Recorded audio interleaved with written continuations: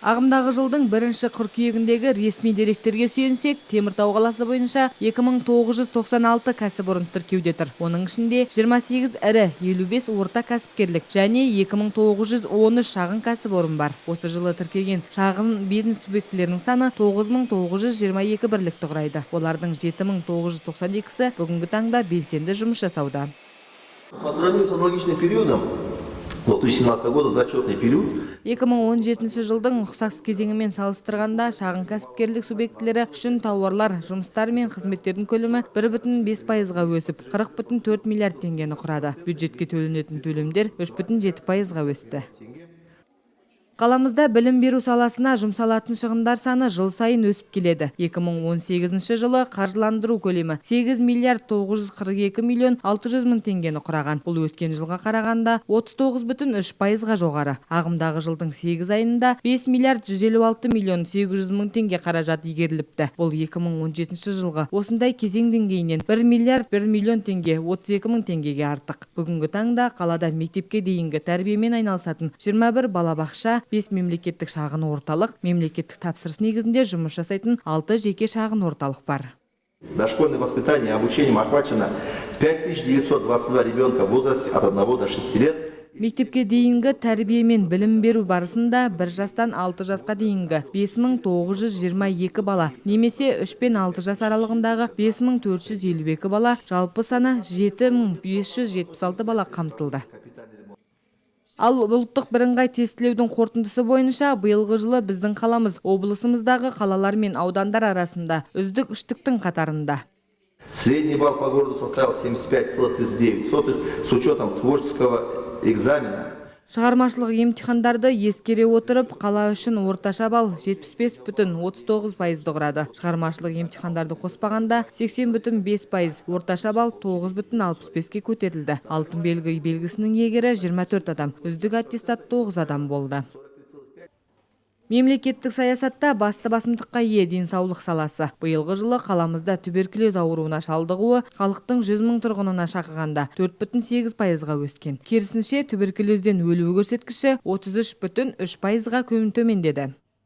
Снизилась онкологическая заболеваемость на 33,4%. Биылғы жылы қан айналымы жүйесінің аурулары мен сырқаттанушылық деңгейі 72,4%-ға төмендеді. Керісінше, бала туу көрсеткіші 0,7%-ға, өлім жітім 7,1%-ға өсті. Қуанышымызға орай, осы жылы ана өлімі тіркелмеген.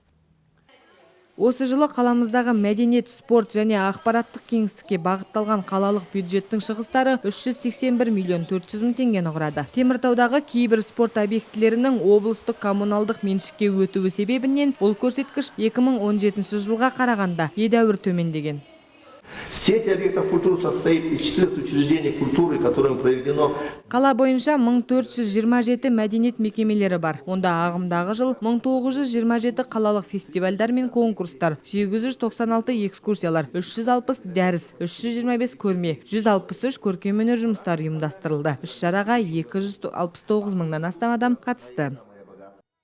Сондай-ақ ағымдағы жыл рухани жаңғыру бағдарламасының аясында қаланың ескі бөлігінде орналасқан саябақтағы баскетбол, волейбол алаңдары жаңартылды. Саябақ аумағына жаттығу жасауға арналған құралдар орнатылған. Численность населения, занимающихся физической культурой и спортом, составляет дене шынықтырумен және спортпен шұғылданатын адамдардың саны 54 770 адам, немесе жалпы халықтың 26,6%-ын құрайды. Қалалық жолдарды жөндеу және қалыпта ұстау үшін 2018 жылы 2 миллиард 650 миллион 800 мың теңге қаражат бөлінген. Бұл 2017 жылға қарағанда 22,4%-ге артық. Оның ішінде жолдарды орташа жөндеуіне 1 миллиард 983 миллион 300 мың теңге, жолдарды қалыпта ұстауға 660 миллион 600 мың теңге қаражат аударылған. По среднему ремонту из 11 участков. Осы жылы жалпы ұзындығы 24 шақырым болатын жөндеуден өткен қалалық жолдардың 11 учаскесін орташа жөндеуден өткізу. 1-қыркүйектегі жағдай бойынша жөндеу жұмыстары 9 аумақта аяқталды. Ұзындығы 10,6 километр құрайды. Жұмыстар әлі 2 көшеде жалғасуда. Олар Мира даңғылы мен Дмитров көшесі. Ұзындығы 13,34 километрді құрайды. Жылдың басынан бастап экспресс базар аумағында 36 әлеуметтік жәрмеңке өткізілген. Оның ішінде жалпы сомасы 152 миллион 200 мың теңгеге шығатын 475 тонна өнім сатылды.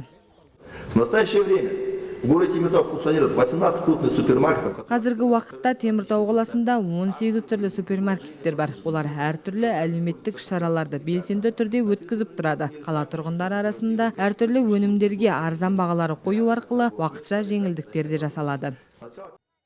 Қалада 2018 жылдың 8 айында 2017 жылдың осы кезеңімен салыстырғанда тіркелген қылмыстың құқық бұзушылықтың саны 5,7%-ға азайып, 2400 бірлікті құраған.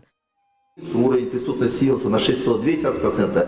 Қылмыс көрсеткіші 10 мың адамға шаққанда 6,2%-ға, 128,9%-ға дейін төмендеді. Керісінше, осы жылы ашылған қылмыстар саны 9,2%-ға өсті және 1263 бірлікті құрады. Баяндаманың соңында депутаттар Теміртау қаласының әкіміне көкейінде жүрген бір қатар сұрақтарды қойып, жауап ала алды. Оның ішінде қалалық мәслихат депутаты Әлібек Алпысбаев алдағы жылы қала ішінде жөнделетін жолдар жоспары жайлы сұрады. 2019 жылы жөнделетін жолдардың жоспары жайлы айта кетсеңіз, қаламыздағы қай көшелерде жолдар жөндеуден өтеді? Келер жылы үй аулаларындағы жолдар жоспарға кіре ме? Нам на следующий год надо теперь отремонтировать горку Дружбы, 68 микрорайон. Біз келер жылы Достық көшесін 5-7 ықшам аудандардагы жолдарды жөндеуді жоспарлап отырмыз. Сонымен қатар, әлі жөнделмеген 1-ші ықшам аудан 70-ші аудандарда бар. Әкім өз сөзінде атап өткендей, әлем тез өзгеріп отырады. Басқа дәуір келеді. Біз әртүрлі мүмкіндіктерді пайдаланып, тәуекелге бел буа отыра, жаңа жаһандық дамуға куә болып отырмыз. Бүгінде Қазақстанның экономикасына әлемдік нарықтағы құлдыраудың салдарынан туындаған бір қатар сыртқы факторлар кері әсерін тигізді. Біздің кішкентайда болса, жетістікке жетуіміз бұл күнделікті қажырлы еңбектің нәтижесі. Барлық тұрғындардың, қаланың ұйымдары мен кәсіпорындарының жұмысы.